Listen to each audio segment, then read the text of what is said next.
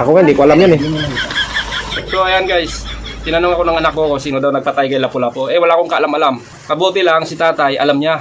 Si dating Presidente Duterte pala ang nagpatay kay Lapu-Lapu. Yun.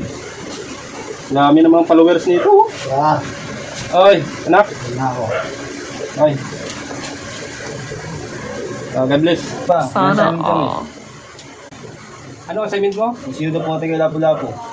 Assignment, pumatay kay Lapu-Lapu. Tanong din namin sa papa namin to. Sabi. Ano? Hindi ako pumatay kay Lapu-Lapu ha. Ay, hindi ko alam yan kung sino nagpatay kay Lapu-Lapu ha. Tanong mo si nanay doon. Marami kami hindi nakasagot kanina eh. Marami hindi nakasagot kung sino pumatay kay Lapu-Lapu. Oo, wala assignment sa amin.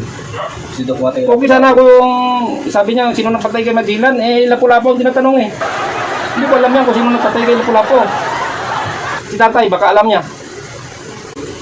Tatay, sino daw nagpatay kay Lapu-Lapu? Tatay, hindi ako ha. Wala akong kalam-alam dyan. Oh, tanungin mo si tatay ron, oh. Oh, eh, balay ko yan. Eh, tanungin mo si tatay ron. Sino po tayo kay Lapu-Lapu? Ha? Sino daw tayo? Oo, kita mo, Duterte. Alam ni tatay yun, Duterte daw napatay kay Lapu-Lapu. Bakit tatay, anong dahilan daw? Nawadaan siya nga ulam. Oh, ayan, narinig mo ha. Si President Duterte daw ang nagpatay na eh. Lapu-Lapu. Ayun, nawala na daw ng ulam. Pinatay niya si Lapu-Lapu. Yan na, totoo ha.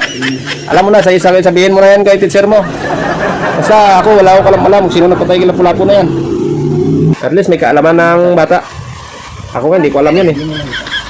So ayan guys, tinanong ako ng anak ko kung sino daw nagpatay kay Lapu-Lapu. Eh wala akong kaalam-alam. Mabuti lang si tatay, alam niya. Si dating Presidente Duterte pala ang nagpatay kay Lapu-Lapu. Nawala ng ulam, pinatay niya si Lapu-Lapu. Ayun, ang inulam niya, isda pala yun. Oh my goodness. Malusog si tatay. Isda ng Lapu-Lapu pala tinutukoy niya. So ayan, meron na kayong idea. Salamat guys. Ata, ano sabi ni dating President Duterte? Ang ulam ko si Lapu-Lapu. Tapos, Ano kung gusto nyo, bigyan ko kayo ng ulam. Masarap si Lapu-Lapu. oh, sipin nyo yan guys, saksi si tatay pala yan sa pagkamatay ni Lapu-Lapu. Oo. Okay ah.